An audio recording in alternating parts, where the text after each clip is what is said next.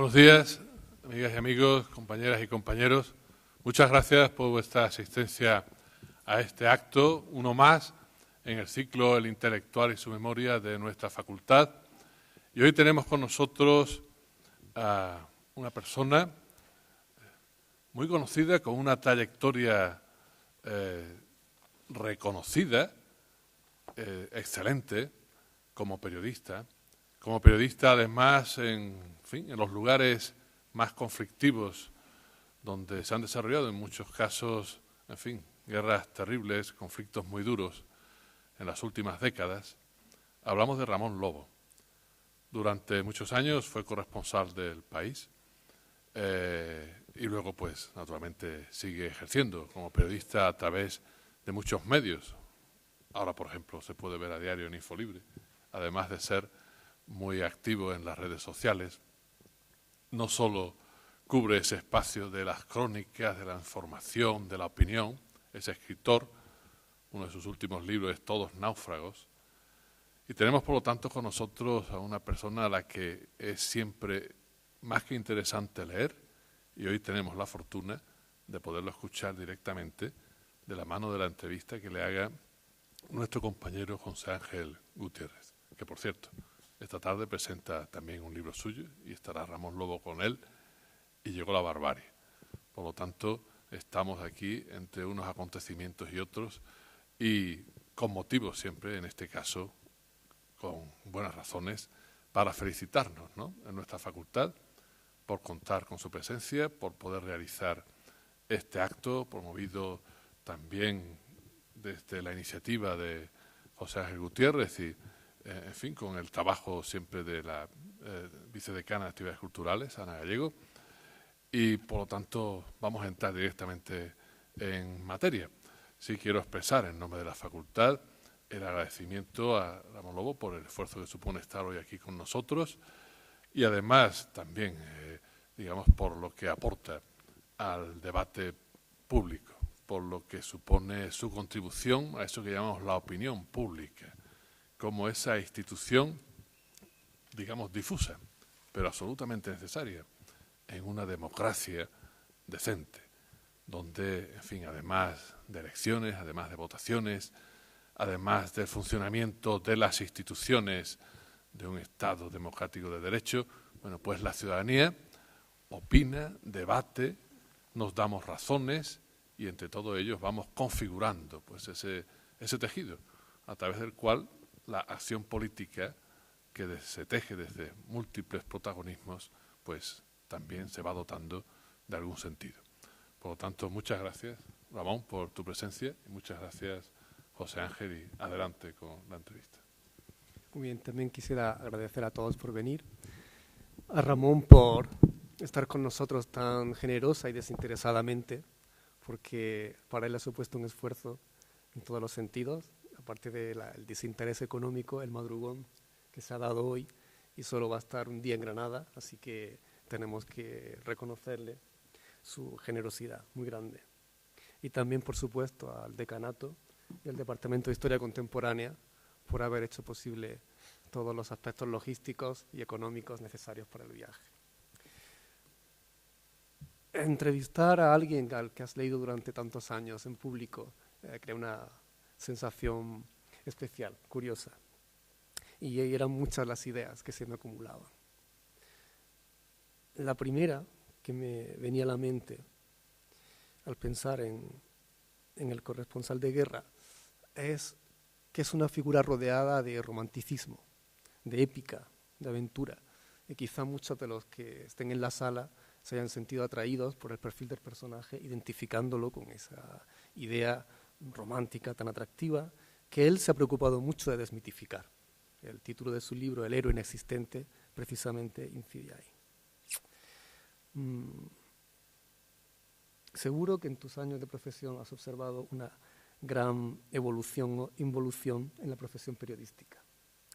Has dicho que siempre existirá, que es necesaria para dar voz a los que no la tienen, para escuchar historias de personas que nunca podrían contarla, y creo que con mucho gusto les has dado voz, también para denunciar y fiscalizar injusticias, que todo esto está muy bien, pero que no sabes si el periodista del futuro el corresponsal en particular podrá comer. ¿Podrías contarnos cuáles son tus sensaciones en cuanto a lo que ha supuesto la evolución de la figura del periodista, en particular del corresponsal de guerra, durante tu trayectoria profesional? Bueno, yo tengo 61 años, que eso es una ventaja, aunque no lo parezca.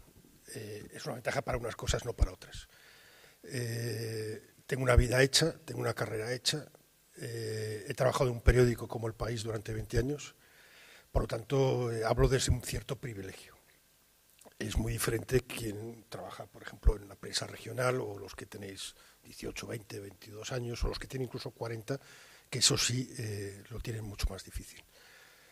Yo he bailado bastante y de repente la música se ha parado. Pero los que han empezado a bailar, eso lo tienen difícil, o los que todavía no habéis empezado a bailar, lo tenéis también complicado. De todas maneras, yo creo que todo está en nuestras manos, incluso en las manos de los periodistas, y que la profesión no va a desaparecer. Quizás se va a transformar, no lo sé. Después del ERE, porque a mí me despidieron en un ERE de un tercio de la redacción, di una clase en Valencia y empecé pintando una B en la pizarra. Nunca he pintado nada en la pizarra, pero pinté ese día una B.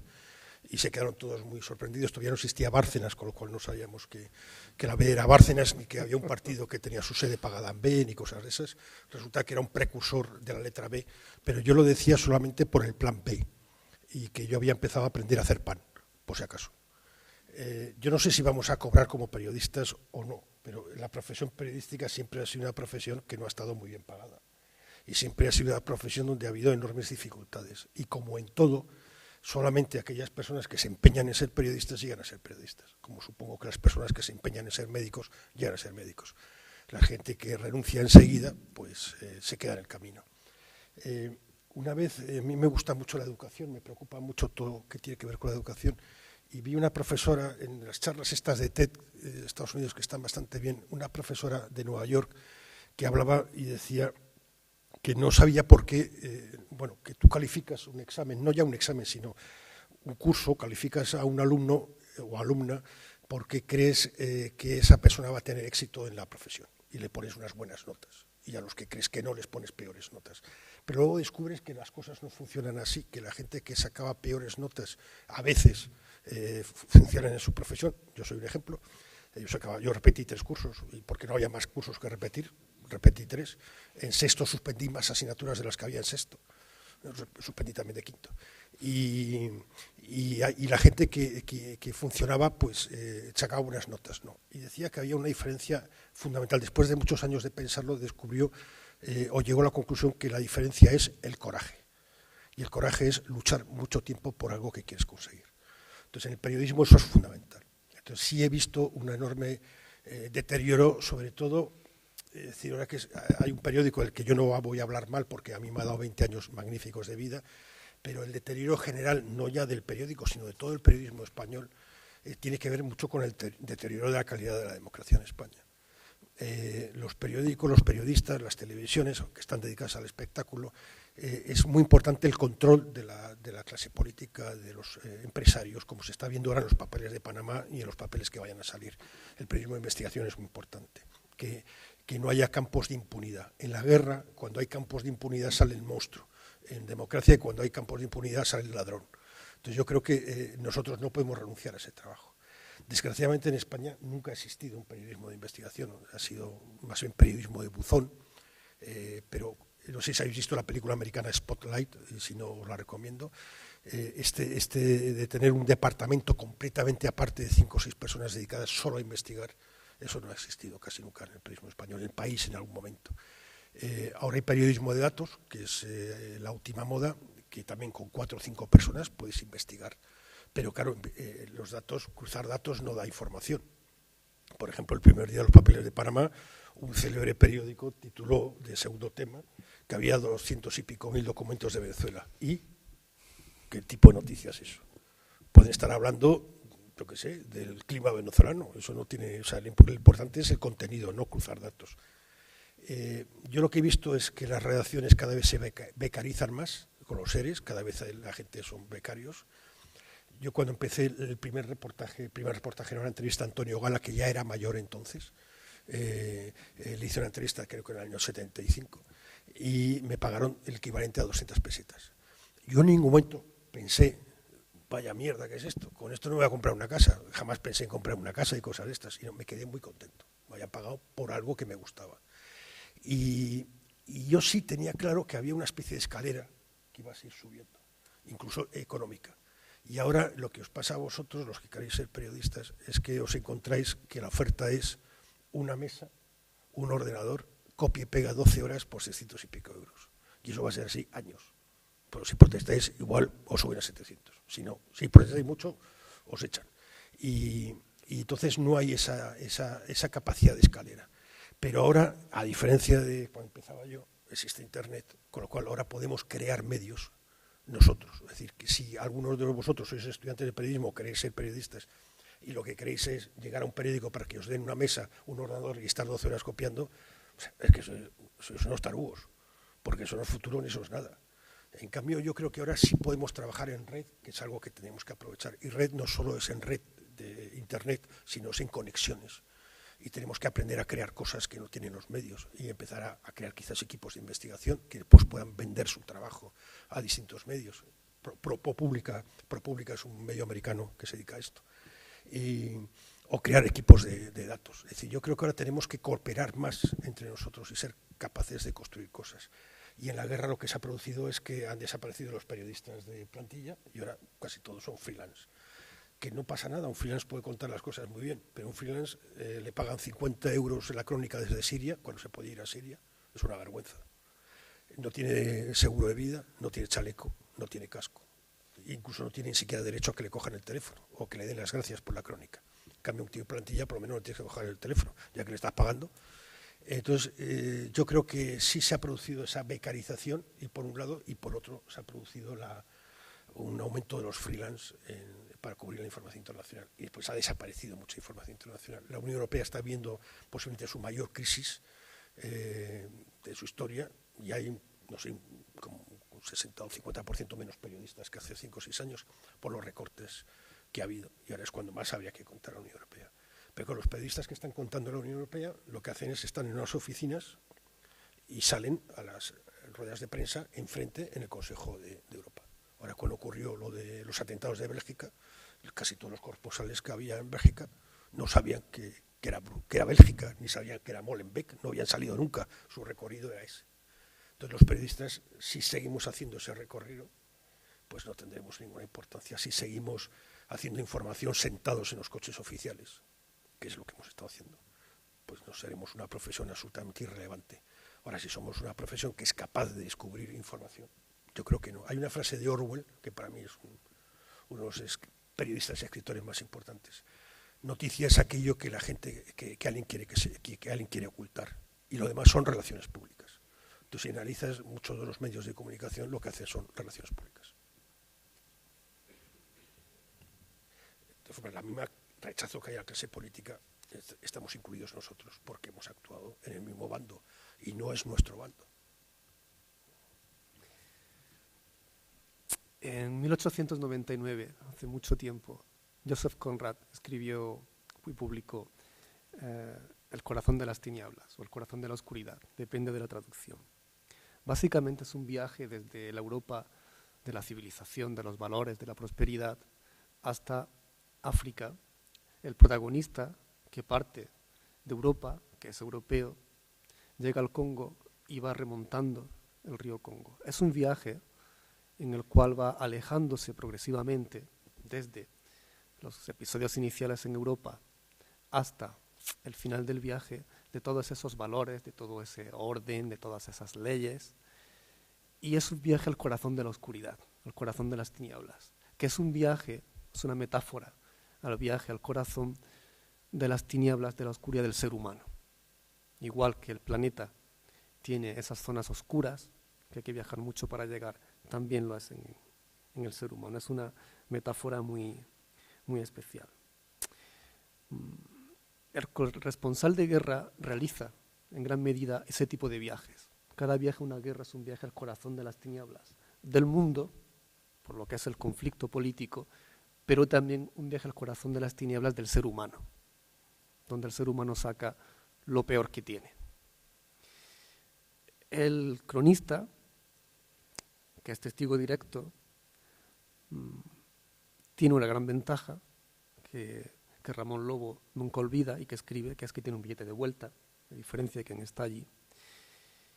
Y también sabe que escribe para unos lectores que, como diría Víctor Hugo, con sus blancas manos abrirán el periódico y leerán sobre eso que está ocurriendo, casi como si fuese una novela, algo que está muy lejano, que le puede resultar más o menos de interés, que lo puede conmover más o menos, pero que afecta poco a su rutina.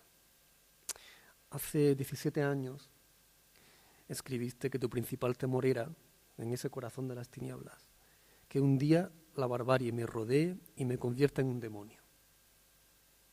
¿Qué te llevó a escribirlo y cómo sientes ahora eso? Pues ver gente como yo, que en una situación límite se convierten en los asesinos, y ver que la educación y la cultura no siempre te protegen. ¿Qué es lo que te protege? Porque en una situación límite donde se aparece la punidad, donde está la impunidad, cuando tú tienes la seguridad que no te van a pillar, saber mantener los principios es muy difícil. Conocí, por ejemplo, a Esat Humo, del que hemos hablado antes, que fue uno de los jefes de la armía del ejército bosniaco en Mostar. Él era arquitecto.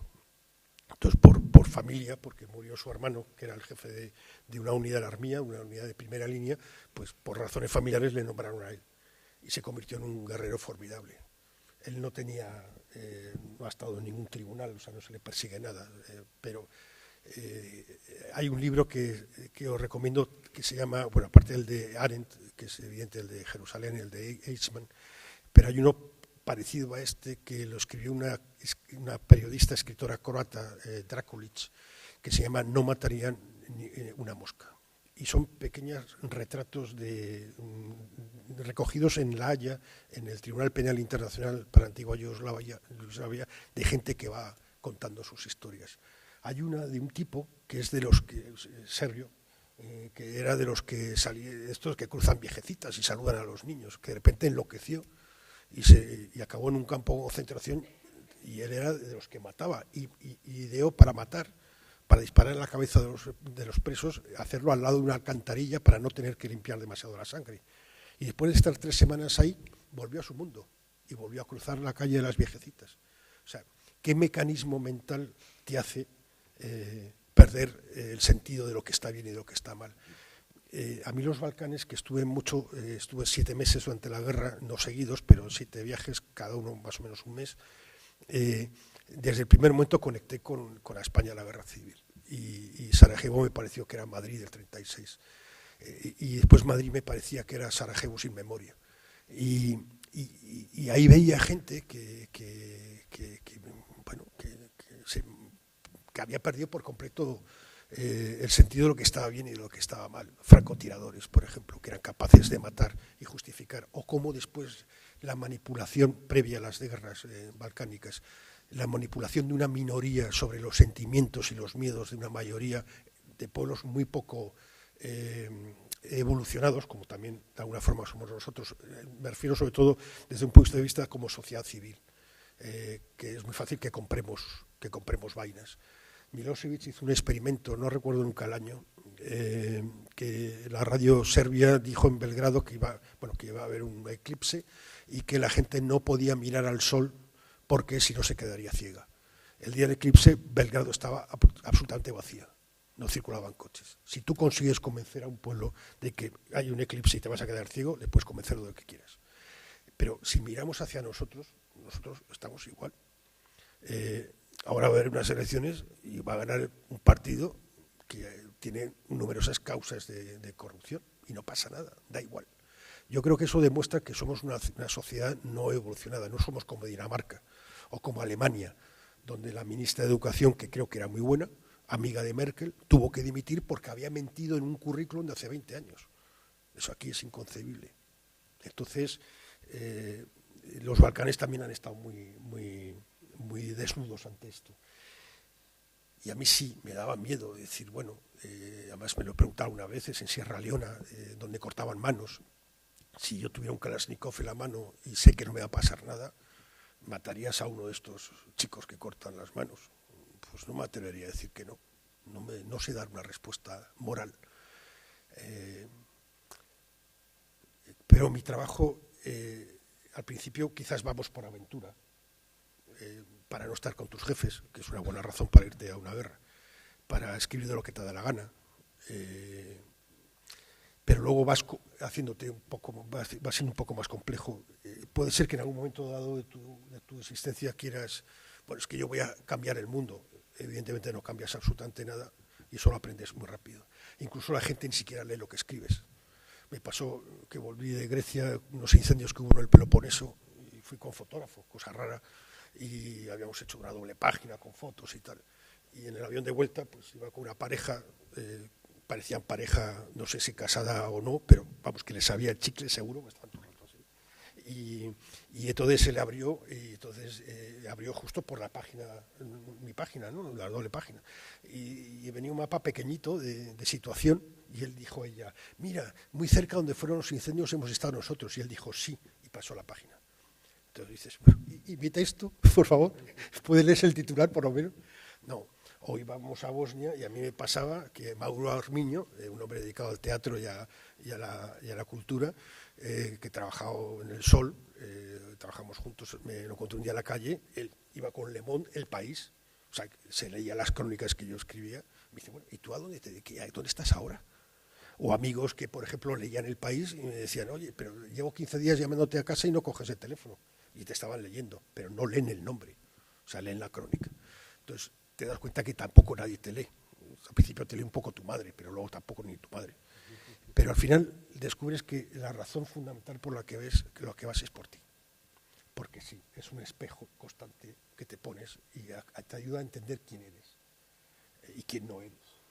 Y descubres, sí, gente terrible, pero descubres gente maravillosa. Y descubres gente que te da enormes regalos, gente que te invita a su casa a comer cuando no tienen nada. O gente que te cuenta su historia, cuando no tienen por qué.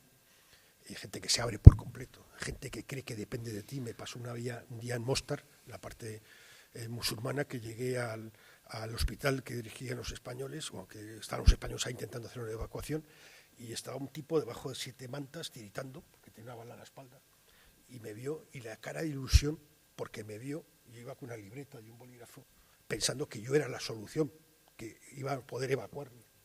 Y yo me miré las manos y vi una libreta y un bolígrafo y dije, pues yo soy una mierda, yo no tengo nada, yo no puedo hacer nada por este tío, solo te puedo preguntar el nombre y qué es lo que te pasa. Entonces te das cuenta de tu limitación.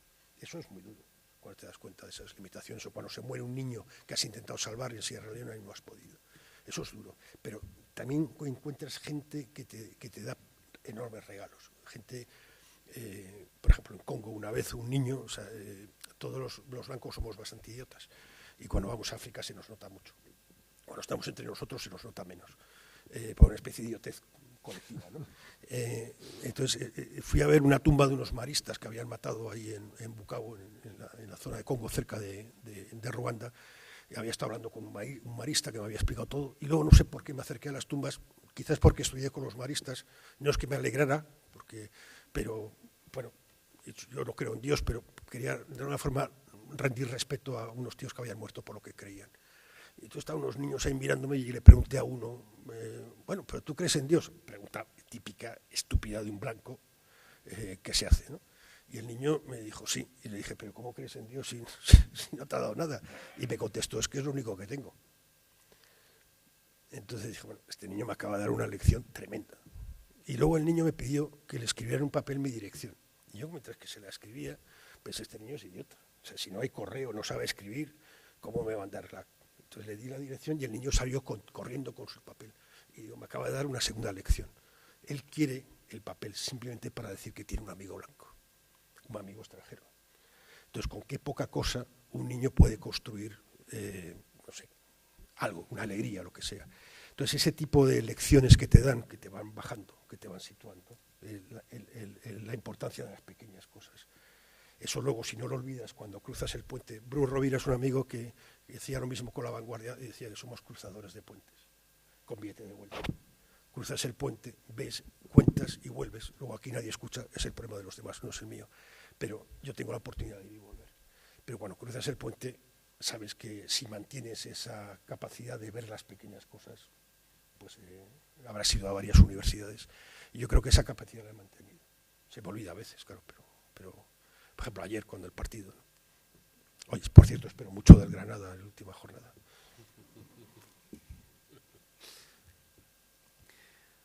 Con mucha frecuencia se critica a los periodistas porque se centran, en palabras de Rosa María Calaf, en lo que impacta, no en lo que importa, o porque incluso siendo testigos directos nos cuentan qué pasa, pero no por qué pasa, y quién gana, sobre todo, ¿no? Quién mueve los hilos. Como profesor de historia y de conflictos armados, es una pregunta que uno también se hace. Contar qué pasa en la historia o contar los porqués. Contar qué pasa en una guerra o contar los porqués y quién hace detrás. Y esa gran pregunta, ¿quién está ganando con todo esto? Cito una frase tuya al respecto. Lo llamas los delgados hilos del poder que mueven las guerras, de los que uno es parte ignorante y pasiva. Incluso escribes que a veces pasan meses después de salir de un conflicto para que sientas que empiezas a entenderlo. Lo ves ya con otra perspectiva y dices, ahora lo veo. Y entonces, cuando estaba allí, tenía que escribir, no lo veía con esta claridad. Incluso una frase casi cómica, ¿no? Cuando escribes que en Afganistán comprendiste al fin el conflicto de Nigeria. Después de todas estas experiencias, ¿cómo crees que es el mejor modo de afrontar un nuevo viaje a una nueva guerra, con todo este bagaje que has aprendido, de las propias limitaciones y las preguntas que hay que hacerse, y la documentación que uno también necesita para situarse? Yo tengo un amigo, Juan Carlos Tomasi, que es fotógrafo, Médicos Sin Fronteras, cuenta unos chistes magníficos, es tartamudo, entonces como es tartamudo los tiene que imitar, por eso son magníficos. Además cocina muy bien. Él ha viajado mucho con Bru Rovira y conmigo. Y un día en Ordis, en el norte, ahí en Girona, en el Empordà, en casa de Bru, él decía que Bru y yo éramos muy distintos. Y a Bru no le gustó mucho lo que dijo. A mí me gustó más. Y dijo que en realidad Bru es un intelectual. Entonces, Bru prepara mucho el viaje, estudia mucho el viaje. Yo no me gusta preparar mucho el viaje, necesito la sorpresa, porque si no hay sorpresa me aburro. Si ya me lo sé y voy, me aburro, porque a mí lo que más me molesta de viajar es pasar por el aeropuerto de Barajas y pasar por la seguridad. Y además, ahora me pasan siempre la cosa esa, no sé, porque debo tener pinta de narcotraficante. Y yo no voy a un sitio para contar lo que yo sé, sino voy para saber lo que no sé. Entonces, yo sé que si tú sabes mucho de historia, por ejemplo, vas a enfocarte por un tipo de historias. Pero yo prefiero saber menos. O sea, no saber nada, evidentemente no es el camino, pero prefiero dejarme llevar. Muchas veces yo soy periodista porque no sé hacer nada. O sea, si supiera hacer algo sería otra cosa. Los periodistas es como la gente que estudia Derecho, es la gente que no sabe qué estudiar. O habrá gente que también estudia Derecho porque le gusta. Pero Derecho es una carrera para hacer otra cosa después, o para estudiar una oposición, o para lo que sea. Periodismo, por ejemplo, sería bueno hacer Derecho, o hacer otra carrera, pero periodismo en realidad, yo estudié periodismo, pero tampoco sirve de mucho. Pero bueno, la universidad por lo menos sirve para que te expliquen dónde buscar las cosas, y para que te expliquen, bueno, para qué sirve saber. Yo he descubierto que si tú consigues, o sea, yo soy un paracaidista. A mí me mandas a un conflicto del que no sé nada y yo voy y puedo escribirte una crónica al día siguiente. Será una mala crónica, sin duda, pero si no arriesgas mucho, si todas las bolas del partido de tenis las tiras al centro, seguro que no haces ninguna barbaridad. Y luego, según te vas enterando, puedes ir ampliando las bolas, mandarlas más a la esquina. Yo me he especializado en aprender con quién tengo que hablar. Cuando voy a un sitio, he aprendido los mecanismos para saber quién me puede contar qué está pasando. ¿Quién me puede dar el contexto? Es fundamental el contexto. Kapuscinski decía eso, el contexto. Somos buscadores de contextos. Sin el contexto no hay nada. Entonces tú tienes que encontrar gente que te explique el contexto. A mí, por lo general, me gusta. Pues siempre busco economistas, escritores, sociólogos. Suelo huir de los políticos, suelo huir de los militares. A veces tienes que hablar con ellos, pero prefiero otro tipo de gente. Me gusta la gente que me da claves. Y a veces sí es cierto que no me entero bien de las cosas. y me entero después. Por ejemplo, en Sarajevo, la primera vez que estuve en el 93, creo que fue en abril, tuve una traductora, Alma, que era profesora, pero ya no podía ejercer la profesión porque no había universidad. Me repitió 2 o 3 veces que ella vivía en una casa que era como un pequeño Sarajevo, donde había croatas, musulmanes, bosniacos, serbios, croatas, musulmanes, gente que había entrado, gente que había salido, gente que se sentía yugoslava. A la tercera vez que me lo dijo, le dije, ¿cómo? ¿Qué me has dicho? ¿Y podemos ir a tu casa? ¿Podemos hacer una historia a tu edificio? Y hice una historia a su edificio, base en mi esquina 25. Pero me lo tuvo que repetir 3 veces. Y en el caso este de Nigeria, yo llevaba en el coche a un imán y el imán me iba diciendo, el Corán es mi constitución. Yo soy ateo en todas las religiones, conocidas y por conocer, pero soy respetuoso de todas las religiones conocidas y por conocer. Entonces le dije, en África no puedes decir que eres ateo, porque se creen que te estás riendo de ellos, porque es algo inconcebible. Entonces yo siempre digo que soy cristiano. Entonces le dije a él, muy bien, si tú dices que el Corán es tu constitución y yo digo que la Biblia es mi constitución, tú y yo no podemos vivir en el mismo país. ¿No es mejor que haya una constitución que permita que los dos podamos sentir tu libro y mi libro y tú vayas a tu iglesia y yo a la mía y que podamos convivir y que sea una constitución laica? No, el Corán es mi constitución. Y lo repitió unas 2 o 3 veces. Le dije a la tercera vez, como vuelvas a decir que el Corán es tu constitución, te echo el coche, porque este es mi coche. Y en mi coche no se dice esto. Y el tío se rió mucho, pero yo hablaba en serio. Luego en Afganistán entendí que esa frase, el Corán es mi constitución, es una frase wahhabí. Wahhabí es la visión de Arabia Saudí del Islam, que siempre ha sido herética hasta que se la han comprado, y es la visión del Islam dominante. Es, por ejemplo, la que tiene Daesh, la que tiene Al-Qaeda y demás grupos salafistas. Entonces, si yo hubiera escuchado bien esa frase o hubiera leído el libro que leí en Afganistán, hubiera comprendido que lo que me estaba indicando este hombre es que en el norte de Nigeria ya había una penetración wahhabí y yo tenía que haber hecho un reportaje sobre eso que no hice porque no tenía ni idea. Si te lo sabes, pues igual sí haces ese reportaje, pero yo tengo amigos periodistas que van muy preparados, y no es el caso de Bruce, que es muy bueno, que van muy preparados a los sitios y hablan con 4 políticos y se vuelven. Y eso pasa mucho a nuestros políticos o a nuestros representantes. Por ejemplo, vamos a hablar con chiitas en Irak, y claro, hablamos con chiitas que van vestidos como nosotros, que hablan inglés perfecto, que han estudiado en universidades americanas, que cuando llegas y dices, estos chiitas, qué buenos son, ¿no? Pues no son tan radicales. Es que este chiita no tiene nada que ver con los chiitas. Vete a Ciudad Sadr, que es donde vive 1 millón de chiitas pobres, y verás igual una diferencia de discurso. Claro, luego tomamos decisiones en función de los chiitas guay que hemos visto que hablan un inglés estupendo y que han estudiado en Harvard. Entonces así nos equivocamos. Entonces los periodistas a veces hacemos eso. Vamos a ver gente que opina como lo que nosotros hemos preparado. Y ahora con la crisis se va haciendo viajes cada vez más cortos y la gente va con el titular en la maleta. Entonces para ir con el titular en la maleta me quedo en mi casa. A mí me gusta la sorpresa, me gusta que cuando tú vas a buscar una cosa te encuentres otra. Y sobre todo me gusta cuando tú vas con una idea preconcebida, aunque yo creo que hay que procurar ir con menos ideas preconcebidas, te descoloque. Que ocurra algo que dices, esto es imprevisto. Y me encanta aprender, me encanta tener la sensación de que estoy aprendiendo. Yo siempre he tenido interpreto el papel, quiero interpretar el papel porque ese creo que es mi papel del lector. Yo soy un lector que tiene el privilegio de ir a los sitios y contarle a otros lectores lo que está pasando. Entonces, si yo mantengo la inocencia del lector, creo que pone conectar mejor con el otro lector. En realidad siempre he escrito para un lector como yo.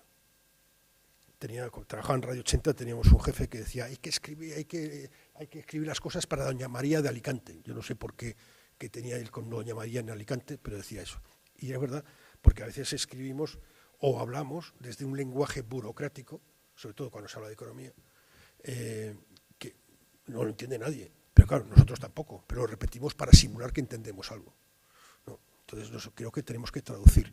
Periódicos como el Wall Street Journal, que es uno de los más importantes del mundo en economía, que lo leen banqueros, siempre que habla de inflación, dedica 3 palabras a explicar qué es la inflación.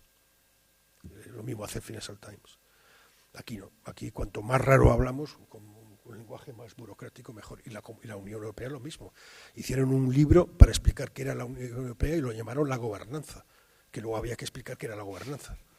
Entonces, no sé, ¿qué hablamos? ¿Para que no nos entiendan o para que nos entiendan? Entonces, los periodistas yo creo que tenemos que, aparte que trabajamos en empresas que evidentemente tienen el derecho legítimo de querer ganar dinero, pero en realidad nuestro jefe es el lector, es el ciudadano, que es el que te da o te quita sobre todo lo que es esencial para nosotros, creo que es, no sé, la credibilidad. Que lo que tú estás diciendo es cierto. Y si no es cierto es porque no te has enterado mal.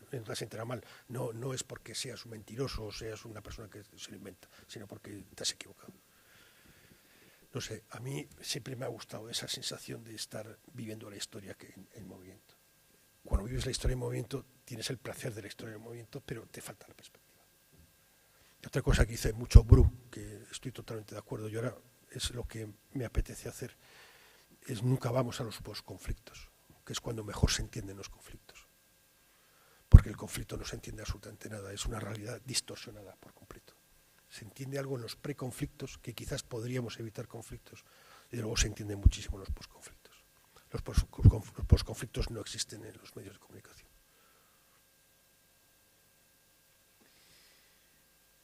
Acabas de señalar que el lector busca la verdad y, por supuesto, el realismo. Es una exigencia y es un gusto. Lo buscamos en el cine, nos gusta que una película sea realista, lo buscamos en la novela, que nos transmita esas sensaciones de que uno siente que de verdad reflejan lo ocurrido. Lo buscamos en documentales, en crónicas. Sin embargo, hay algo que es muy difícil de transmitir con realismo.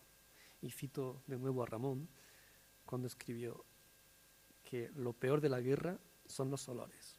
No se pueden describir. Los olores y los recuerdos, añadiste. Me viene a la mente una crónica en particular, una de tus historias de Kabul, esta librería de viejo, que leyéndola sentí los olores.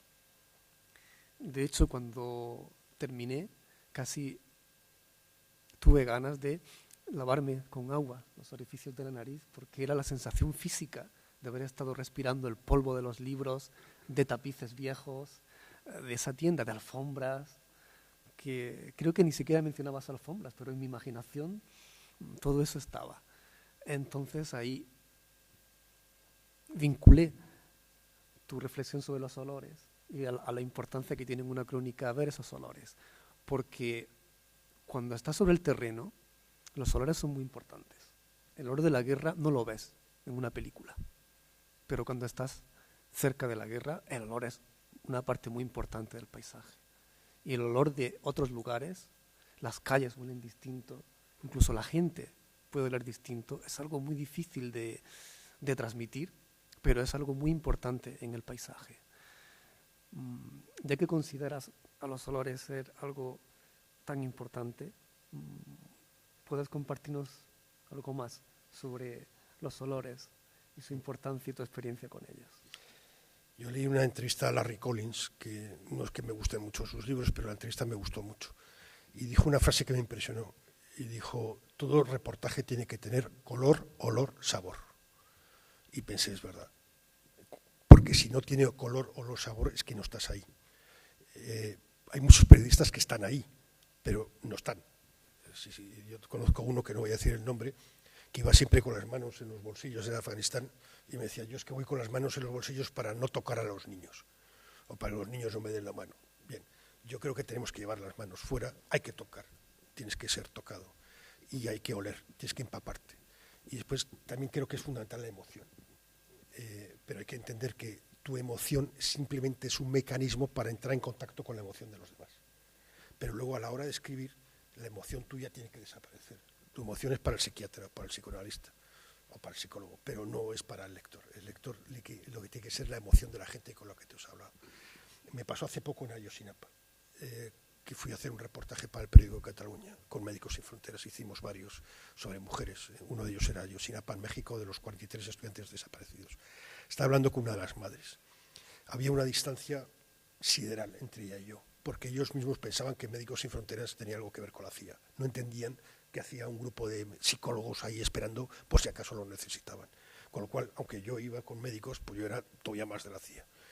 Y estábamos hablando y en un momento ella se emocionó. O sea, simplemente porque tiene un control tremendo de sus emociones, pero en un momento ella se emocionó. Y cuando me miró, vio que yo también estaba emocionado. Entonces, se produjo no sé describir si fue un silencio o un clic, algo, pero a partir de ese momento la conversación fluyó en otro tono, no muy diferente, pero es como si ella me hubiera dicho, ahora te creo. Por eso yo creo que las emociones son muy, muy importantes. Entonces tú, cuando eres capaz de meterte en la historia de la persona con la que estás escribiendo, te llegan los olores, te llegan los sabores. Y yo creo que si tú eres capaz de describir todo eso, es que el objetivo mío es meter al lector ahí. O sea, si yo estoy hablando con un grupo de refugiados, yo me tengo que salir, me tengo que estar, a través de mí yo te estoy metiendo ahí. Entonces, si tú al leer te metes ahí, la crónica es eficaz, está bien. Si te expulso, está mal. En el periodismo español siempre se ha estudiado esto de las 5 Vs que hay que contestar al principio, que es una imbecilidad como otra cualquiera. Eso estaba muy bien en la época previa a Internet, cuando había que cortar las cosas, pues lo más importante estaba arriba y se escribía en pirámide invertida, pero ahora con ordenadores eso es una sandez. Hay que empezar de una forma interesante, una forma que capte al lector. Hay una película que se llama Primera Plana de Billy Wilder, que están discutiendo Jack Lemmon y Walter Matthau dónde poner los nombres de ellos, y uno dice al otro, pero en el segundo párrafo, ¿quién diablos va a leer el segundo párrafo? Bueno, eso es otra frase a poner en tu ordenador. ¿Quién diablos va a leer tu segundo párrafo? Es un golpe de humildad. Nadie va a leer tu segundo párrafo. Si haces un buen primer párrafo, es posible que se lean en el segundo, pero en el segundo se van a ir seguro. Entonces, todo tu texto tiene que estar armado para que la gente no se vaya. Y se van a ir. Pero si hay alguien que llega hasta el final, bueno, ya es la leche. Y Santi Lyon, que es un fotógrafo amigo mío, que ahora es el jefe de Associated Press en Nueva York, él tiene una frase que siempre me gustó mucho porque me hacía sentirme mejor. Me decía, si una sola foto mía sirve para que alguien se haya parado a pensar, toda mi carrera tendrá sentido. Bueno, pues si alguien se ha leído un texto mío y le ha servido para pararse a pensar, todo habrá tenido sentido. Pero en el fondo tiene sentido para ti, porque en esa búsqueda, la verdad es una palabra que no me gusta porque es como muy moral, pero esa búsqueda de lo que es o de lo que podría ser, por la objetividad tampoco me gusta la palabra, porque yo no soy objetivo, yo soy subjetivo. He tenido lecturas, he tenido vivencias, he tenido una educación, tengo elementos que me hacen ver las cosas. Por ejemplo, me interesan las víctimas más que los verdugos. Pero sí trato de ser honesto y ofrecer distintos aspectos de las historias para que tú puedas sacar conclusiones distintas. Y es cierto que también la historia la puedes escribir de una forma que aparentemente está con todo y luego llevas al lector emocionalmente donde tú quieres. Si escribes una historia de refugiados, por ejemplo, en Lesbos, no lo vas a poner al final en la mesa de Angela Merkel, no. Tendrás que poner en los refugiados. Pero tienes que dar la posibilidad que el lector diga, pues es que cada uno nos lo van a echar, es que no podemos admitir a todos. Yo creo que tienes que dar distintos argumentos, distintas voces. A mí me llamó la atención los olores en una historia que hice la primera vez que estuve en Bosnia, en Agnici, en una matanza que hubo, que nada más llegar yo no sabía dónde iba. Me bajé, iba con unas finlandesas y un alemán, íbamos en un convoy, todo eran blindados, menos nosotros que no teníamos coche blindado, y le dije a las finlandesas, somos el único coche que no está blindado. Me dice, bueno, así los francotiradores tendrán piedad de nosotros. No me parece un argumento muy sólido, pero bueno, ya que estábamos ahí, nos bajamos y era un pueblo que habían asaltado esa noche, no sabíamos todavía quién, pero habían sido croatas, un pueblo musulmán. Y habían matado a varias personas. Esa noche habían matado como a cerca de 100 personas en toda esa zona. Me impresionó, por ejemplo, las mesas puestas, los manteles, la ropa tendida. O sea, como si al lado de la guerra la vida pudiera continuar. Y de repente la guerra ha salido de la carretera principal, sube a tu pueblo y se ha interrumpido la vida. Y me impresionó el olor a muerto quemado, porque había gente quemada en sus casas. Y ese olor se me quedó muchos días. Entonces ese olor no lo puedes describir, es muy difícil. Pero sí es importante tratar de situar al lector donde tú estás. A mí me pasó una historia en Sierra Leona con Gervasio Sánchez, que no sabía cómo escribirla, y al final decidí escribirla como la habíamos vivido, sin decir que éramos nosotros, claro, pero se entendía que éramos nosotros. Íbamos un día por Freetown, la capital de Sierra Leona, donde había guerra, había habido matanzas, donde cortaban las manos. Es una guerra lubricada por los diamantes, que todo el mundo ahora sabemos que son de sangre gracias a Leonardo DiCaprio, pero bueno, cuando lo describíamos otros no se leían, pero ahora sí, pero para algo sigue el cine, incluso Hollywood. Y vimos, y había unas tropas de pacificación que eran nigerianas. Yo tengo bastante manía a Nigeria por estas razones. Luego hay cosas de Nigeria que me gustan, sobre todo los Igbos, pero tengo cierta manía por estas cosas, por las tropas nigerianas. Y había un control de tropas de paz nigerianas y una chica que estaba maniatada salió corriendo del control y 2 soldados saliendo detrás con sus Kalashnikov. Pasaron justo al lado de nuestro coche. Yo cuando vi que la gente se apartaba no entendía por qué se apartaban. Bueno, ser blancos no es una razón suficiente para que la gente se aparte con cara de miedo. Entonces de repente oí gritos y vi esto. Entonces le dije al conductor que parara, paró, pasó la chica, pasaron estos, ella se cayó, pero se cayó, pues como, ¿dónde está la tela esta? Y yo pensé, ya no van a disparar, la chica está en el suelo, está maniatada, y le pegaron un tiro en la cabeza. Entonces le dije al conductor, go, slowly, go, go. Entonces nos fuimos de ahí, dimos una vuelta a la manzana y regresamos como si no hubiéramos visto nada y nos bajamos, Gervasio y yo, a preguntar al tío que había disparado, bueno, ¿qué ha pasado? ¿Qué ha pasado? No, una guerrillera. Digo, ¿cómo sabes que es una guerrillera? Se puso nerviosa. A las mujeres en los controles nigerianos las tocaban de todo, por arriba y por abajo, y les robaban todo lo que llevaban. ¿Te pones nervioso o no te pones nervioso? Entonces te das cuenta que es una ciudad sin ley. ¿Cómo cuento esa historia? Y después llegó un camión que lo llamamos nosotros el camión muerte, que era una especie de camión, no era frigorífico ni siquiera, era un camión normal, blanco, donde echaban todos los cadáveres, lo llamamos el camión de la muerte. Y entonces llegó el camión ese, cogió el cadáver de la chica y lo metió y se fue. Entonces una chica estaba viva, en media hora está en el camión de la muerte. Y seguramente nadie va a saber que está muerta, porque no hay nombre, no hay familia, no hay nada. Entonces, ¿cómo contar esa historia? Lo conté como nosotros lo vivimos, exactamente igual. Que llegamos, la gente se aparta, que oímos los gritos, el coche, exactamente igual. La idea es meter al lector dentro de la historia, que tenga las mismas esperanzas que yo. No la van a disparar, como si está maniatada, no puede huir. Entonces, ese tipo yo creo que son mecanismos literarios. En el caso de los latinoamericanos lo hacen mucho mejor que nosotros. No todos, pero vamos, hay algunos como Caparrós o como Leila Guerreiro que lo hacen muy bien. Y yo creo que es algo que nos falta en el periodismo español, quizás un poco más de valentía a la hora de jugar con elementos literarios, sobre todo en el gran reportaje. Porque en el fondo, ¿qué buscas? Eficacia. La eficacia que es que te lean y que te entiendan lo que quieres contar y que la gente se informe. Eso es lo que buscas. Y entonces que una historia esté bien escrita es fundamental.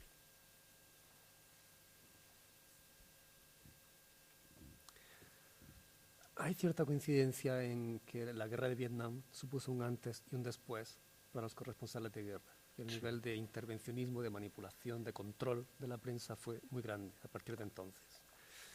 La primera guerra del Golfo fue como el sumum, el gran ejemplo de guerra prefabricada. Creo que le dedicas un adjetivo similar en alguna ocasión cuando hablaste de esa guerra, como prefabricada.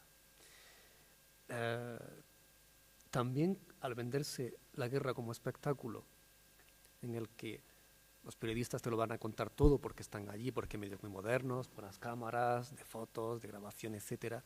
Hay un contraste entre la expectativa del público y lo que de verdad se puede recibir. La guerra del Golfo se vendió como la primera guerra televisada en directo, la del año 91, y la gente, te recuerdo estaba aún en el colegio, pero era como, bueno, lo que hemos visto en el cine lo vamos a ver de verdad. Y fue una auténtica decepción. Los medios también quedaron con cierta conciencia de haber fracasado, de no haber ofrecido al público el show que habían prometido, lo cual es también algo bastante pornográfico. Vender la guerra como espectáculo y decepcionarte si no ha habido suficientes imágenes de impacto. Pero muy poco después se pudieron resarcir en los Balcanes. Ahí sucedió todo lo contrario. Hubo casi una inflación de historias, al no haber, supongo que fue un motivo importante, ni el ejército de Estados Unidos ni de ninguna gran potencia implicados, pues los periodistas tuvieron la posibilidad de estar allí y contar prácticamente todo lo que quisieron. Casi que cualquier periodista que se preciara entonces debía ir a los Balcanes y volver con una buena historia, una buena anécdota, un buen reportaje, una buena foto, etc. Pareció como la venganza perfecta de los medios ofreciendo espectáculo. Era mejor que cualquier novela, paisajes muy llamativos, ciudades históricas, enemigos del bien, casi villanos de película James Bond, como Milosevic, el mal absoluto, limpiezas étnicas, odios medievales, uniformes vistosos, banderas vistosas, comunistas contra nacionalistas, contra católicos contra musulmanes, todo cabía ahí. Quizá por esa sobrepresencia mediática, las barbaridades que sucedieron allí se recuerdan en Occidente con especial intensidad. Otras mucho peores en África, la de Ruanda, que tuvo lugar a la vez, en 3 semanas murió el triple que la gente de Bosnia, apenas se recuerdan ni hubo imágenes. En fin, donde quiero llegar con todo esto es: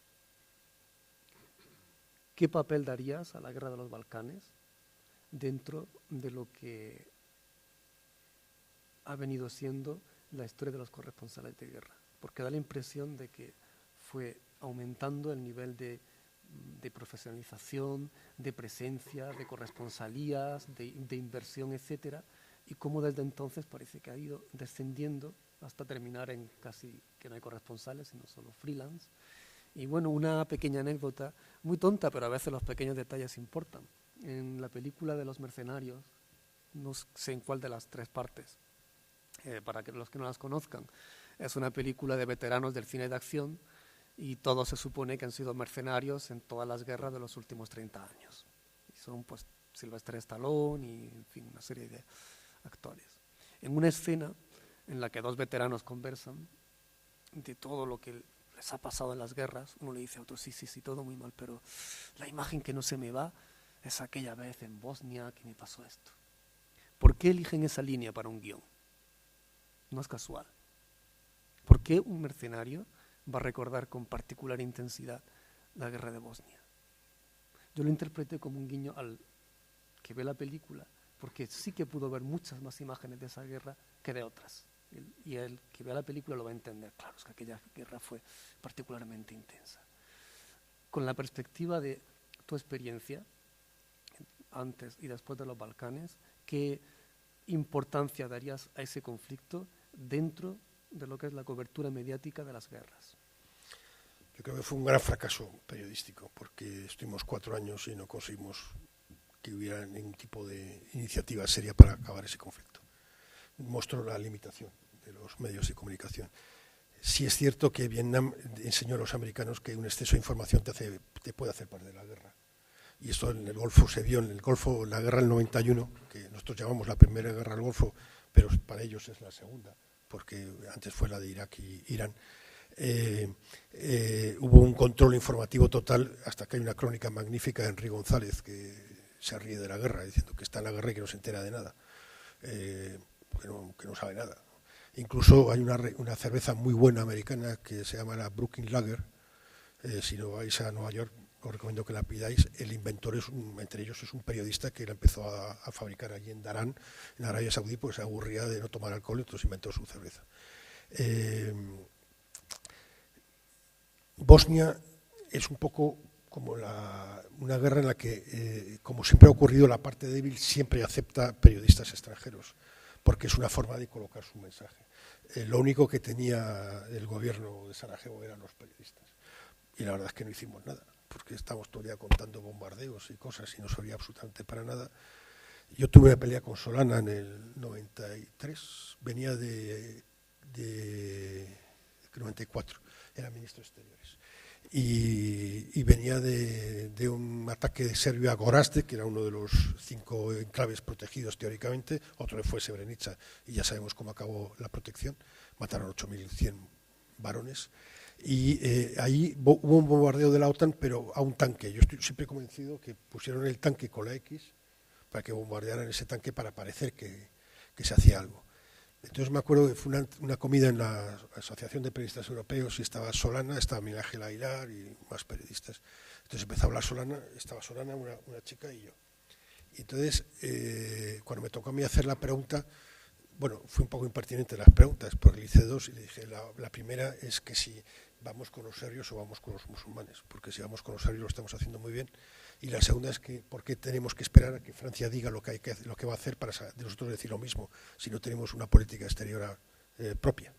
Y entonces pegó un puñetazo a la mesa y dijo que estaban evitando la guerra de Kosovo y que no sé qué. Entonces yo pegué otro puñetazo a la mesa y dije que la guerra de Kosovo no la estaban evitando, sino que no tocaba ahora, tocaba después cuando Milosevic dijera. De hecho, cuando tocó la guerra de Kosovo, Él estaba secretario general de la OTAN, y estuve muy tentado de mandarle una nota, diciéndole, toca ahora y te toca a ti. Y Kosovo, yo creo que Balcanes fue una gran enseñanza sobre nuestras limitaciones, que por muchas historias que cuentes, la política va por otro lado. Y después hay un elemento fundamental en todo esto, que es la televisión.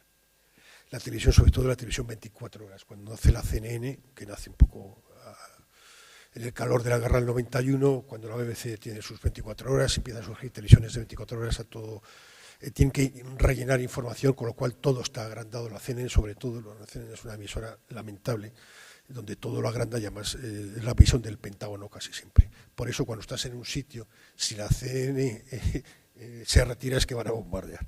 Entonces siempre es bueno saber dónde están. Esa necesidad de espectáculo se da sobre todo en la televisión.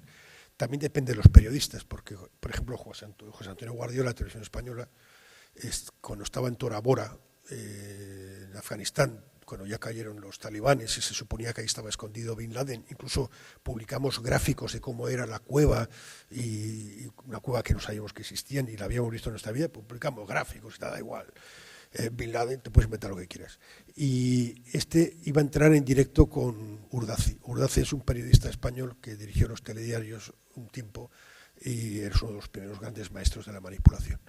Y le dijo, bueno, José Antonio, te voy a dar paso en directo porque aquí tenemos un teletipo de que se están rindiendo en masa los talibanes. Dice, yo estoy en Tora Bora y aquí no se está rindiendo ni Dios.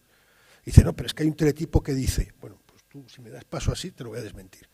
Urdaci dio paso así. Bueno, José Antonio Guardiola, no sé qué, parece que hay deserciones rendiciones masivas. Y él dijo, no, aquí no se está rindiendo nadie. Entonces, también está en la capacidad de cada periodista de sostener lo que tú estás viendo y lo que tú eres responsable. Después, la globalización informativa también es muy peligrosa. Otra cosa que le pasó además a José Antonio Guardiola, esta es muy divertida. No sé si os acordáis que corrió por internet una época que había una foto de Lute. El Lute fue un célebre ladrón en el franquismo. Bueno, quizás no era ladrón, pero estaba detenido con 2 guardias civiles, y esa foto se hizo una modificación meme de estos, y entonces en vez de Lute era Bin Laden, con los 2 guardias civiles estos de los años 60 al lado, y circuló por internet. Entonces Guardiola se la enseñó a su traductor en Kandahar, una de las ciudades importantes que había sido una de las cunas de los talibán, y se le enseñó y le dijo, mira, parece ser que han detenido a Bin Laden. Entonces el traductor salió por pies, y al cabo de 2 horas le llaman a televisión española diciendo, oye, parece ser que han detenido a Bin Laden en Kandahar. Y dice el tío, ¿cómo? Sí, que han detenido a Bin Laden. El tío había salido, se lo había contado al secretario del gobernador, él se lo había contado no sé quién de la Reuters, y Reuters lo había dado en Londres. Entonces, es muy fácil colocar un bulo ahora mismo. Entonces, por ejemplo, no sé si hubo otra en Irak, cuando secuestraban occidentales y soldados, hubo un soldado americano negro que habían secuestrado, que creo que fue Associated Press que difundió la foto. Era un Madelman. Entonces, ahora hay que tener más precaución que nunca en este tipo de cosas. Había una frase de García Márquez, que fue periodista. Primicia no es el primero que lo cuenta, sino es el primero que lo cuenta bien. Y creo que ese es un principio que hemos perdido. Después, en Irak 2003 se produce un cambio también muy importante, y es que la parte débil ya no necesita a los periodistas extranjeros, porque tiene webs, tiene Al Jazeera, Al Arabiya y otro tipo de emisoras árabes para colocar su mensaje, que es la insurgencia iraquí, la primera insurgencia iraquí, que nace en julio del 2003. Entonces, los periodistas somos espías. Si para unos somos espías y para nosotros somos unos cabrones, lo tenemos jodido. Y ahora se ve en Siria, donde no hay periodistas extranjeros. Bueno, hay 3 periodistas españoles extranjeros, pero están secuestrados desde hace 8 meses. No se puede ir a Siria, solo puedes ir desde el régimen, ir a Damasco y desde el régimen ver lo que el régimen te quiere enseñar. Otras cosas que aprendes en una guerra es que, bueno, pues si vas con una visión occidental, piensas que hay buenos y malos. Los buenos son estos, los malos son otros. Yo creo que cuando vas varias veces, los bandos son muy claros, los hijos de puta y las víctimas. Entonces nuestro trabajo es trabajar con las víctimas. Pero hay que tener claro que puede haber víctimas en los 2 bandos. Entre los hijos de putas hay víctimas y entre las víctimas hay hijos de puta. Entonces tu trabajo es buscar las víctimas. Por ejemplo, en el caso de los Balcanes, los malos eran los serbios en un principio, la verdad es que también lo hicieron bastante por ser los malos. Los croatas a mí me parecían malísimos, hicieron muchísimo para ser malos, pero tenían mejor prensa. Y los bosnios, pues bueno, también hicieron sus cosas, pero menos. Si tú ves una matanza a Bosnia, por ejemplo, y te la callas, pues estás haciendo mal periodismo. Yo no iba con los bosnios, yo no iba con nadie. Yo vivía en Sarajevo, cuando iba más o menos, cada mes estaba unas 2 semanas en Sarajevo y otras 2 semanas me las dedicaba a ir por Bosnia para ver cómo estaban las historias en otros sitios. O en Chechenia, por ejemplo, estuve en Chechenia en la Primera Guerra, pues hombre, los rusos parecían bastante malos porque bombardeaban con todo, pero los chechenos tampoco eran copas militares a cenar a casa. Entonces, tu historia es ir contando. Yo ahí no conté historias de rusos. Bueno, sí, conté historias de rusos, de civiles rusos que estaban atrapados en Grozny. Yo creo que nuestro trabajo ahora puede cambiar mucho con las redes sociales. Las redes sociales son un peligro. A mí me gustan mucho, pero son un peligro porque la gente no comprueba nada, la gente retituea cualquier cosa. Hubo hace no mucho, El Norte de Castilla, que es un buen periódico, tuiteó, esto fue hace 2 o 3 años o 4 años, tuiteó que había muerto Manu Leguineche, que era el gran corresponsal español de los años 60, 70. Y Enrique Meneses, que era otro periodista que murió, que fue otro gran periodista español, que estuvo con el Che Guevara y con Fidel Castro en Sierra Maestra, cuando nadie daba un duro por estos barbudos, y fue de los primeros en publicar informaciones y fotos de ellos. Hizo lo que hay que hacer, llamar a casa a Manu Leguineche, preguntarle: oye, Manu, ¿tú te has muerto? Entonces, cuando Manu Leguineche, que parecía que era él, contestó que no, pues entonces ya puedes poner un tuit diciendo que Manu Leguineche no se ha muerto. Pero, por ejemplo, retuiteó un montón de gente, incluso Pedro J. Ramírez. Nosotros no podemos perder nunca la comprobación de los hechos. Y ahora lo que ocurre es que hay una enorme presión sobre el periodista para contar lo que el jefe sabe. Cuando no existía Internet o no existían las emisoras estas, o las webs y todas estas cosas, tu jefe no veía la BBC. Además, en España, ahora en vuestra generación es distinto, pero en nuestra generación había 2 tipos de españoles. Los españoles que no saben inglés y los españoles que llevan toda la vida estudiando inglés. Pero que saber inglés hay pocos. Los jefes eran casi todos de la generación de estos, de que no sabían inglés. Pero ahora hay un montón de jefes que creen que saben inglés. Entonces están viendo la BBC, están mirando la web del New York Times, entonces te llaman, me pasó a Afganistán y te dicen: oye, me gusta el enfoque del New York Times. Entonces yo le mandé a tomar por culo. Le dije: pues traduce el New York Times. Pues si te gusta el enfoque del New York Times, tradúcelo. Pero ¿a mí qué me cuentas? ¿Que yo que estoy aquí para traducir el New York Times? Pues no. Entonces, por eso me despidieron por este tipo de cosas. Pero yo creo que ahora la presión es tremenda porque hay una especie de voz colectiva igual, donde todo el mundo está contando la misma cosa. Entonces, si alguien saca una foto de un niño, todo el mundo quiere la historia del niño ese. ¿Pero qué niño me trae sin cuidado? Yo quiero contar esta historia de esta niña, por ejemplo. No. Entonces, hay una obsesión de hacer todo lo mismo. Y pasó también en Zimbabue, cuando empezaron a ocupar las fincas de Mugabe, su gente empezó a ocupar las fincas. Todos los periodistas salíamos de Harare, que es la capital de Zimbabue, y todos iban a la derecha a una zona que se llamaba Virginia, porque el tabaco es muy parecido al de Virginia. Y todos iban a la misma finca porque había unos veteranos hijos de puta que lo que hacían era que lo veían a los periodistas, les perseguían con palos, con lo cual todos se grababan a sí mismos como les perseguían y les pegaban, y entonces todo era como: fíjate cómo me han perseguido y me han pegado. Entonces, ¿aquí qué estamos? ¿Para contar lo que le pasa a la gente o contar lo que nos pasa a nosotros? Yo fui con un periodista portugués magnífico, Pedro Rosa Méndez, nos fuimos al otro lado. Y fuimos a una casa que estaban asustados los dueños, que eran blancos, porque pensaban que en cualquier momento les iban a quitar la casa. Incluso llegamos a una finca que acaban de tomar los veteranos. Hablamos con uno de ellos, que era joven, no nos dejó estar con ellos, pero nos prometió que podíamos pasar la noche con ellos, pero nos pidió que le lleváramos una camiseta. Entonces, por la noche regresamos, yo le llevé una camiseta de Fuerteventura, amarilla, que ponía fuerte, con la cabra. Y Pedro le dio una falsa de estas de Hugo Boss, esta que ponía Hugo Boss. Y bueno, al día siguiente estuvimos toda la noche con ellos, al día siguiente tomamos una finca con ellos, él con la camiseta amarilla mía, y Pedro diciendo: esto es un escándalo, esto lo voy a contar. El país suministra material a los veteranos para conquistar fincas, uniformes, ¿no? Bueno, nos permitió ver cómo se ocupaba una finca, el miedo de la gente cuando era ocupada.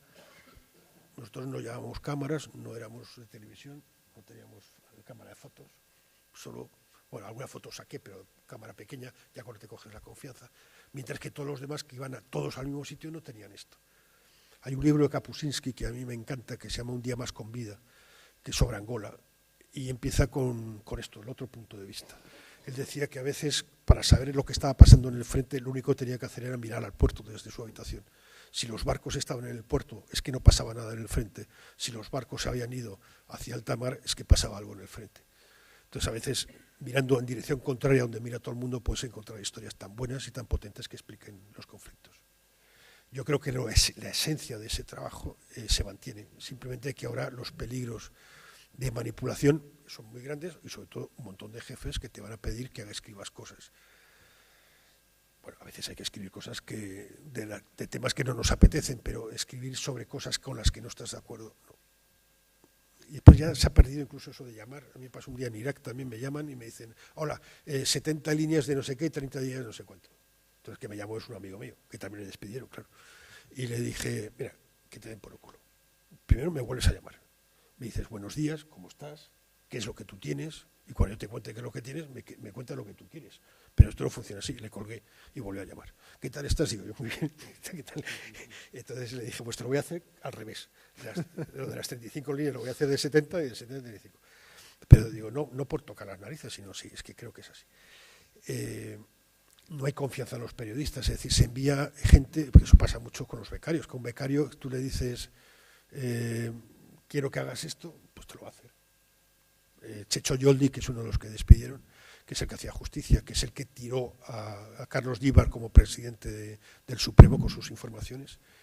Claro, Checho, tú llegabas, el director adjunto llegaba y decía, Checho, quiero que me escribas 800 palabras del juez Andreu, no sé qué, que ha dicho esto. El tío contestaba, eso es una imbecilidad y no pienso escribirla. Pues no tiene nada que ver, tan informa mal. Lo que te puedo escribir es esto otro. Pues ese tipo de gente, que es fundamental para los periódicos, ha desaparecido.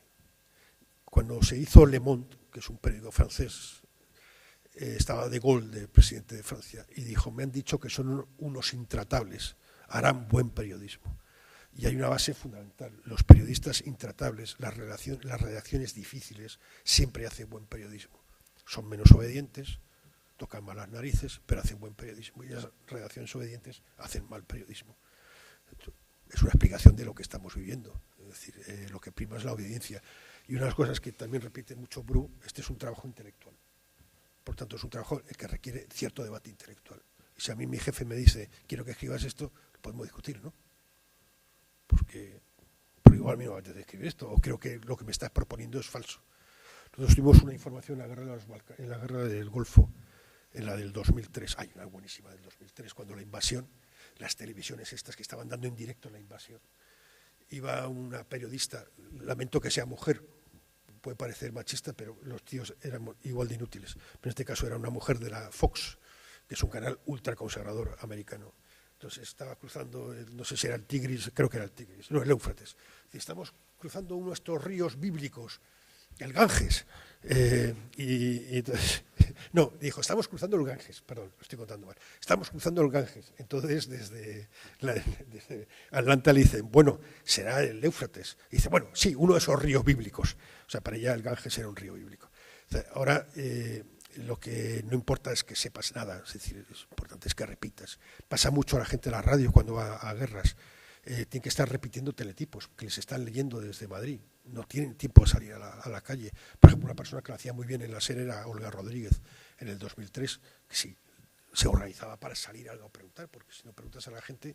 Entonces eso, hay ahora el peligro que hay una voz colectiva que se repite, pero es que se repite con los prejuicios, con las manipulaciones, y no nos paramos a pensar si eso es cierto. Lo que quería decir del 2003, uno de mis jefes, muy pro Pentágono, estaba muy entusiasmado por una información del diario Independent, que era bastante serio ese diario antes, que tituló, abriendo la primera página del periódico, que Saddam Hussein tenía 3 barcos llenos de armas de destrucción masiva, yendo por el mundo. Entonces quería abrir la sección con eso. Le dije, esto es una chorrada. Primero, esto es mentira. Esto es imposible que sea verdad. Y segundo, Es decir, ya lo ha dado el Independent. O sea, nosotros no tenemos por qué publicar al día siguiente lo que publica el Independent. Publiquemos una columnita, algo disimulado, que según el Independent. Pero es que esto es mentira. No, es que esto es verdad. Pero el departamento del Pentágono iba a crear un departamento de mentiras y no hace falta que cree un departamento de mentiras. Si es que somos idiotas. Nos tragamos todo. Al final, Alfonso Armada también entró en esto y al final salió a columna. Nunca se volvió a hablar de eso. La prensa americana, solo el New York Times ha pedido perdón por haber apoyado la guerra de Irak, que estaba basada en mentiras. Entonces, yo creo que tenemos una responsabilidad y el periodista debe de ejercer su independencia hacia sus jefes, para empezar. Y no hacer nada que vaya contra tus principios. Tendrás que escribir, igual te mandan a hacer una crónica del Congreso, es un coñazo, pues vas, o aquí del Ayuntamiento, ahora igual va a ser más aburrido, antes era más divertido, me parece. Con el alcalde que tenéis, pero bueno, pues tienes que ir a hacer el ayuntamiento, pues un coñazo, pues te aguantas y tratas de hacerlo lo mejor posible y que el lector no se dé cuenta que es un coñazo, sino que incluso sea bueno. Y hay un periodista, Lluís Carandell, que lo podéis buscar por Google, que hizo, un periodista histórico de español, que es conocido sobre todo por sus crónicas parlamentarias en televisión española. Eran divertidísimas y demostró que la crónica parlamentaria puede ser muy divertida. Se dedicaba a recordar historias del parlamentarismo español, de la guerra, de la República y del siglo XIX. Y había algunas tan divertidas como una de Gil Robles, que fue un personaje lamentable, pero que tenía un pico muy rápido, que un día un diputado socialista le dijo algo, no sé qué, pero ¿qué se espera de su señoría que tiene los calzoncillos largos? Entonces Gil Robles contestó, no sabía que su señora fuera tan indiscreta. Entonces, ese tipo de historias pues alegran una crónica y sobre todo contextualizan, que nada de lo que está ocurriendo ahora ha caído del cielo. O sea, hay una historia que se va moviendo, ¿no? Yo creo que yo, si tuviera 18 años, estudiaría periodismo. Haría exactamente lo mismo. Creo que es una profesión con enorme futuro, junto con los cajeros automáticos. No, los cajeros automáticos no van a desaparecer todos, pues se va a hacer todo por internet. No sé, yo creo que tenemos que pensar las cosas de otra forma. Tenemos que organizarnos entre nosotros. El otro día estuve en Colombia con unas chicas que tienen una historia que se llama Café de Redacción, que ahora admiten chicos también, y para potenciar y ayudar a hacer periodismo de investigación. Y son un montón de mujeres que se conectan, no ya en red, internet como os decía antes, sino hay una revista francesa que se llama 21, que la hace Saint-Exupéry, Patrick Saint-Exupéry, que es el sobrino nieto del escritor, que es trimestral, vende como 50 o 60.000 ejemplares, no tiene publicidad y hace grandes reportajes. Se puede hacer periodismo, claro, en Francia. Yo esto lo digo siempre, pero ahora no se puede decir este mes, que nosotros cometimos el error en el levantamiento este 2 de mayo, teníamos que haber ido con los franceses, que era lo que nos traían la civilización. Y la República y no sé, la serie de valores. Ya sé que es una butad, me gustan mucho las Cortes de Cádiz, pero luego preferimos las cadenas y casi seguimos con ellas. No sé, yo creo que hay mucho futuro para el periodismo y nos tenemos que organizar de otra forma, como está demostrando el consorcio de periodistas de Panamá. Podemos trabajar de otra forma y debemos trabajar de otra forma. Y bueno, ya veremos cómo. Bueno, yo tengo reservas, o sea que no hay problema.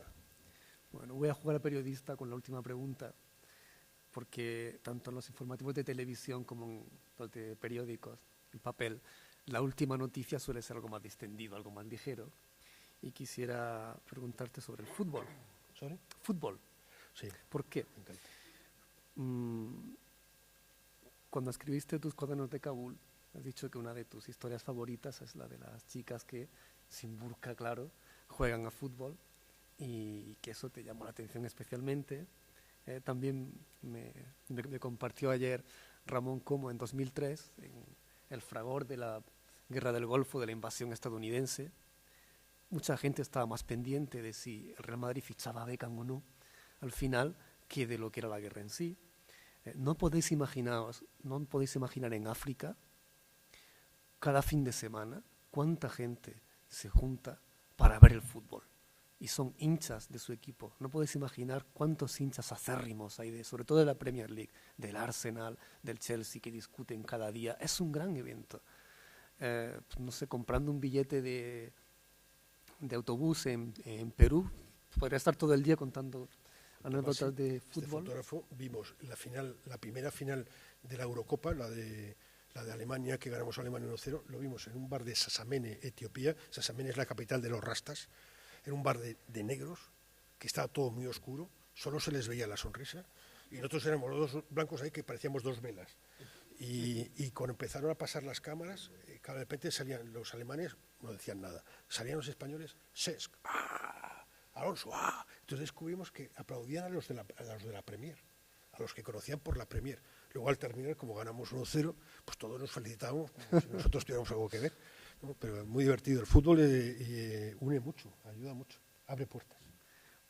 Por ahí terminaré llegando. Pues comprando este billete te piden el DNI, al ver que era español, único comentario: ustedes deberían clonar a Iniesta, qué bueno es ese tipo, simplemente por ver que era un DNI español. Ayer cuando hablábamos por teléfono para cuadrar los últimos detalles, pues también hablamos de fútbol. Pues voy a ver si el Real elimina al City, etcétera, etcétera.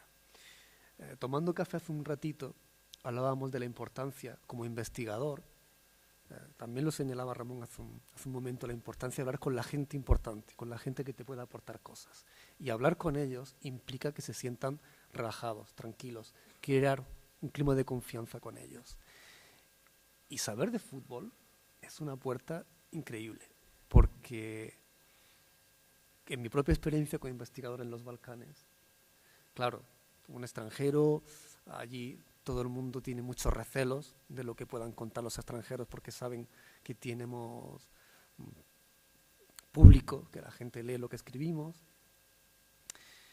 Pues si le empiezas a hablar y ellos ven que de verdad sabes de sus equipos, de sus éxitos, etcétera, no puedes imaginar la colección de DVDs que tengo en casa de deporte de la antigua Yugoslavia, porque sé que poder profundizar en detalles cambia la conversación, porque enseguida te responden: pues aquel partido, aquel jugador local, anda, este tipo conoce el deporte de mi país, y se olvida de lo que estás hablando, por importante que sea, y hay 5 o 10 minutos que se habla de fútbol, y luego retomáis el tema de verdad, pero el ambiente es otro, hay otro relax.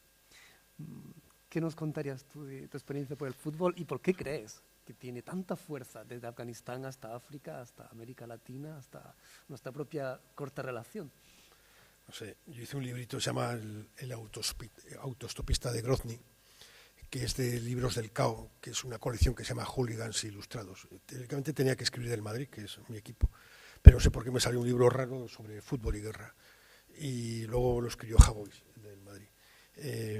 Yo empecé con una historia del autostopista de Grozny, que yo iba hacia Grozny con mi coche, con un Moscovich, con que no se abría una puerta, con el conductor, con mi traductor, que estaban todos cagados, yo estaba cagado también, y encontramos un tío ahí y nos paramos haciendo autostop y le paramos. Entonces al subir y a darse cuenta que yo era español, me dijo: Stoichkov, Barcelona. Le dije: no, perdón, o te haces del Madrid ahora mismo o te bajas del coche.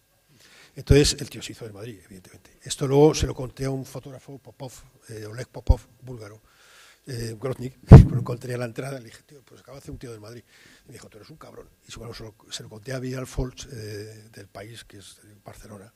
Me dijo: esto es intolerable. No sé qué. Bueno, se haría otra vez del Barça después. El fútbol ayuda mucho.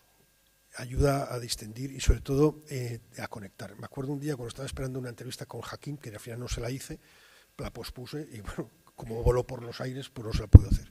Pero mientras que estaba esperando para hacérsela, hablaba con su secretario, son todos chiitas, ¿no?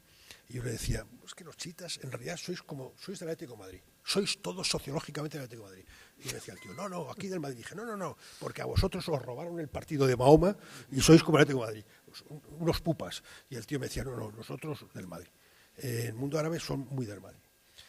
A mí me tocó una época, creo que fue en el 2004, sí, cuando los secuestros empezaron a ser bastante importantes de occidentales y había que salir con mucho cuidado. Yo vivía en un hotel que se llamaba el Mansur, porque tenía una seguridad menos excesiva que el Sheraton, que no me gustaba. Palestina nunca entré, después de lo de Kosovo, yo no entraba. Y este tío, había un camarero que siempre me decía: el Madrid bad.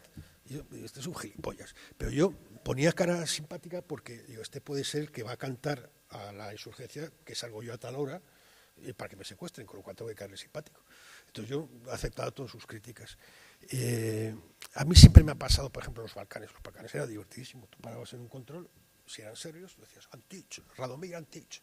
Los tíos, no sé qué, Atlético de Madrid, guau, tal. Fui correo de Codro incluso. Yo llevé cartas de la familia de Codro desde Mostar hasta San Sebastián. Bueno, o sea, entregué a los de Deportes de Madrid y llegaron a Codro. Para los más jóvenes, disculpe el inciso. Fuera un jugador de la Real Sociedad de origen bosnio. Y Antich es un tío que habla en la SER, que como todos los serbios y todos los croatas, por ejemplo, ayer vi a Modric, no importa los años que lleven aquí, siempre hablan todos con el mismo acento. Es muy divertido. Hablan muy bien todos los idiomas, pero siempre con el mismo acento. Por ejemplo, control croata, Prosinecki, Šuker, Boban, el del Milán. O sea, entonces ya tenías problemas. Si te equivocabas había un lío. Pero bueno, no equivocarse. Y sí, es cierto que cuando estaban buscando a Saddam Hussein, ahí todo el mundo estaba preocupado. Me decían, español, sí, pero ¿el Real Madrid iba a fichar a Beckham o no? Entonces era divertido este tipo de cosas. Y en África, sí, la gente, pasa que ahora son todos del Barça, es una cosa asquerosa.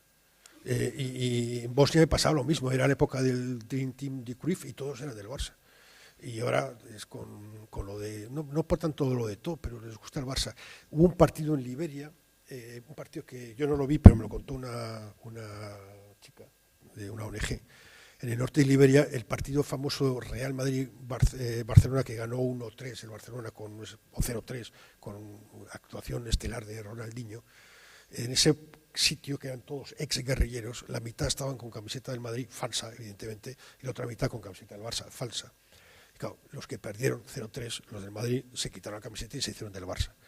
Porque si a ti te toca ser pobre y vivir en un sitio como Liberia o Sierra Leona, no vas a encima elegir un equipo que pierde. Con lo cual yo ahora tengo bastante esperanza que se estén cambiando a todos en masa al Atlético de Madrid o al Real Madrid. Vi una vez a un tío del Valencia, en el norte sí, que ponía Baraja, y le hice una foto y se la mandé a un amigo valenciano. Y vi una vez a un tío del Atlético de Madrid, pero siempre es Madrid o Barça. Y la Premier League es fundamental. Y en Sierra Leona, por ejemplo, era muy divertido porque estábamos en la playa, estaba yo con unos ex-guerrilleros que me había puesto un cura amigo mío de protección, pero yo necesitaba uno, pero venían 4 para comer gratis, claro. Y estábamos ahí bebiendo cervezas y estaban jugando los nigerianos al fútbol. Claro, estos tíos eran los que luego habían luchado contra los nigerianos, que eran las tropas supuestamente de paz.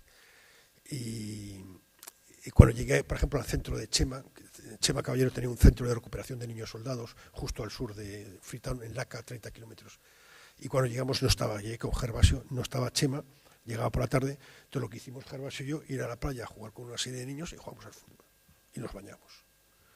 Y me acuerdo que estaba jugando con uno y le hice así una entrada y el tío casi me corta los huevos, porque son niños que no tienen ninguna capacidad de enfado. O sea, nosotros nos vamos enfadando poco a poco, los españoles tampoco tenemos mucha capacidad, pero bueno, nos vamos enfadando teóricamente poco a poco. Ellos no están jugando al ping-pong y por un punto sacan un machete y te corta la cabeza. Y entonces yo me di cuenta que tenían no se puede hacer muchas bromas. Y sí, es un elemento como las películas. A mí siempre me ha gustado escribir de forma que el lector conecte con lo que estoy haciendo. Por ejemplo, un día en una novelita que hice, conté una cosa que había ocurrido en este sitio, que el cura se fue y los niños habían visto el Titanic, por ejemplo, los niños ex-guerrilleros habían visto el Titanic. Entonces yo me los imaginaba haciendo la imagen esta de la proa, ¿no? O de Apopa, lo que está delante. Por ejemplo, cuando a un lector en Palestina escribí sobre unas ciudades fantasmas palestinas del norte de Israel, en Hud, y dije que el presidente de todos estos pueblos, que son 148, tenía cara de camarón de la isla. Entonces yo ya no tengo que dedicar más líneas a explicar, todo el mundo sabe qué cara tiene camarón de la isla. Entonces yo creo que hay que jugar con ese tipo de cosas, y el fútbol es algo que te permite jugar culturalmente, porque hablas con gente que no tenemos mucho en común. ¿Que les vas a hablar de las cruzadas? Pues no es un tema muy...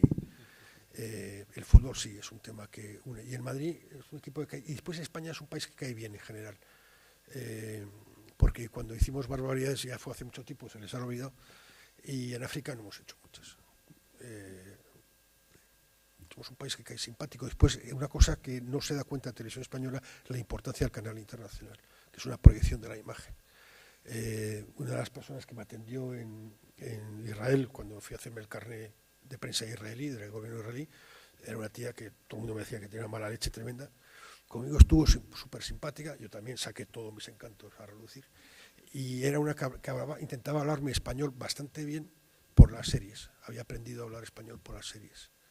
Entonces no somos conscientes de que ese canal es una proyección, puede ser una proyección de modernidad y también de venta de un producto, no voy a decir eso de marca España, pues es una chorrada, pero bueno, no somos conscientes de la importancia. Y el fútbol es eso, es como una especie de televisión ambulante que te permite conectar con la gente y reírte, porque si tú provocas la risa ya cambia completamente.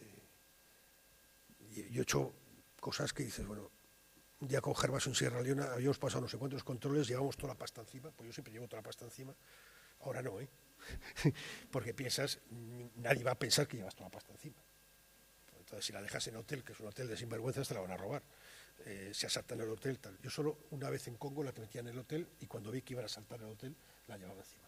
Porque es increíble que la llevas encima. Pero luego llevas pasta por varios bolsillos, por si te van robando, 100, 50, para que piensen que tienes suficiente, pero no piensen que llevas aquí un pastón.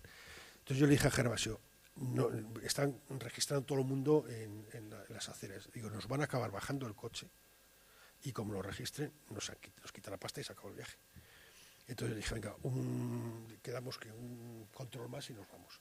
Entonces llegamos al control y salió un tío, creo que era nigeriano de estos, con el Kalashnikov haciendo así.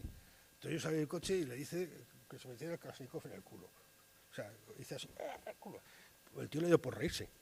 Bueno, me podía pegar un tiro, bien. Entonces, ¿cómo distingues cuando puedes hacer una gansada de estas y la gente se va a reír o cuando te van a pegar un tiro? Bueno, si en la primera fallas ya no hay ningún problema, pero es el ambiente, ¿no? Percibes cuándo te puedes poner chulo y cuándo no. Y por ejemplo, se partió de risa. Y los africanos cuando se ríen es que se parten de risa. Entonces ya se crea un ambiente muy divertido y donde es posible conseguir cosas. Pues nada, muchísimas gracias, Ramón, por este magnífico rato, donde además de disfrutar todo lo que nos has dicho y, en fin, ir siguiendo la huella que nos ha ido marcando también José Ángel, hemos aprendido muchas cosas y una de ellas es que el periodismo, además de informar, hacer opinión, crónicas, plantarse ante el jefe, defender los principios, es ejercicio de humanidad contra lo inhumano. Por lo tanto, muchas gracias, Ramón, por eso y, en fin, seguiremos nuestra jornada con otras muchas tareas y esta tarde la presentación del libro Y llegó la barbarie. Muchísimas gracias, Ramón.